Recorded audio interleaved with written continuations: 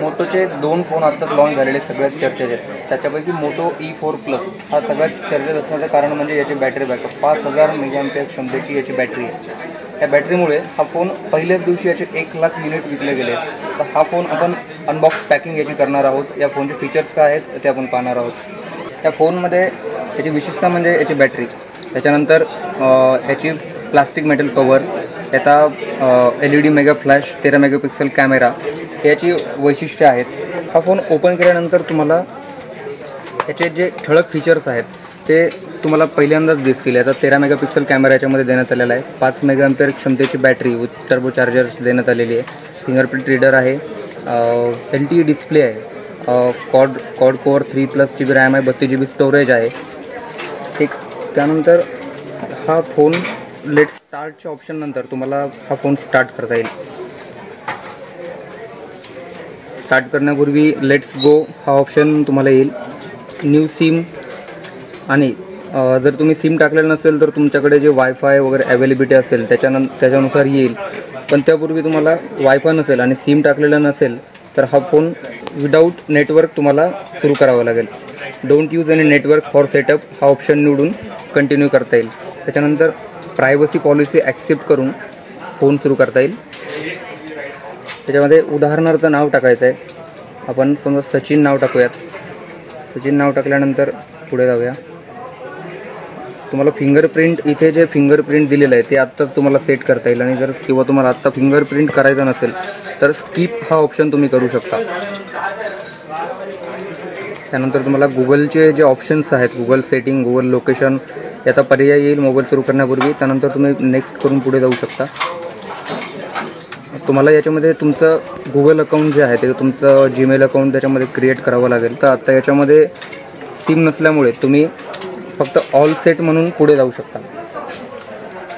सर्व सेटिंग संपल्यानंतर motor phone हा तुमचा सुरू होईल. ईमेल टाकलेला नाही आहे त्यामुळे नो थँक्स हा पर्याय निवडून पुढे जाऊ शकता. तर फोनची विशेषता म्हणजे याची 5000 मेगाअँपिअर क्षमतेची बॅटरी आहे. आणि याचा डिस्प्ले इतर फोनपेक्षा वेगळा. याच्यामध्ये LTE डिस्प्ले देण्यात आलेला आहे जो बॅटरी बॅकअप कमी लागतो. साधारण फुल HD डिस्प्ले जो असतो त्याला बॅटरी जास्त लागते. त्यामुळे या फोनची जी 5000 मेगाअँपिअर क्षमतेची जी बॅटरी आहे ती जास्त काळ चालते.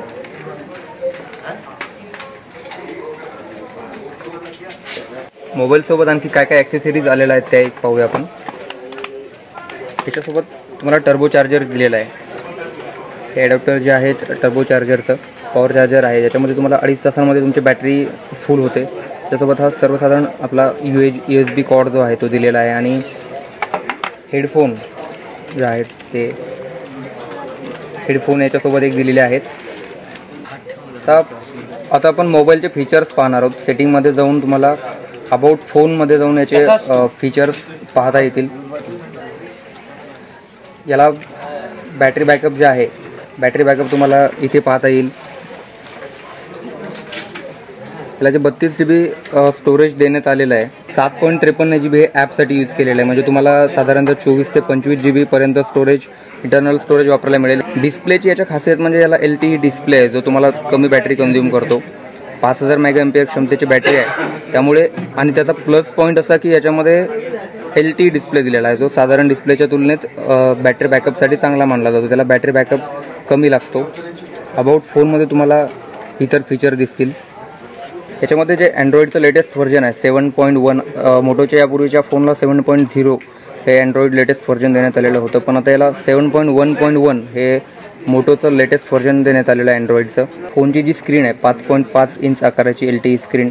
याला MediaTek MTK 6737M प्रोसेसर देण्यात आलेलं आहे जे इतर फोनच्या तुलनेत सध्या वेगळं आहे. त्याच्यानंतर याला फास्ट चार्जिंग सपोर्ट आहे.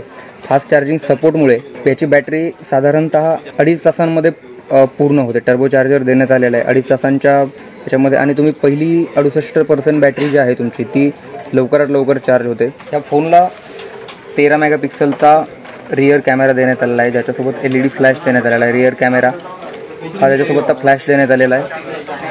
आणि फ्रंट कॅमेरा आहे 5 मेगापिक्सलचा जो त्याच्यासोबतही तुम्हाला एक LED फ्लॅश देण्यात आलेला आहे. तो तुम्हाला जर अंधार वातावरण असेल तरी अंधारातही तुम्हाला चांगला फोटो काढता येईल त्यासाठी हा LED फ्लॅश उपयोगी ठरतो.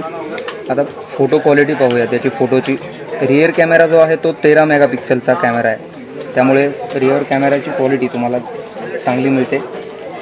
5 मेगापिक्सल सर्वसाधारणतः सर्वच फोनला 13 मेगापिक्सल कॅमेरा असणाऱ्या फोनला 5 मेगापिक्सल कॅमेरा फ्रंट दिलेला असतो. त्याची front megapixel quality 5 megapixel camera quality ही उत्तम दिसत आहे. तुम्हाला कॅमेऱ्यामध्ये 3 मोड दिलेले आहेत. एक ऑटो मोड आहे, एक मॅन्युअल मोड आहे आणि एक ऑफ आहे. म्हणजे तुम्ही कुठल्याही परिस्थितीमध्ये आपोआप तो मोड आहे जो तो चेंज होत राहील.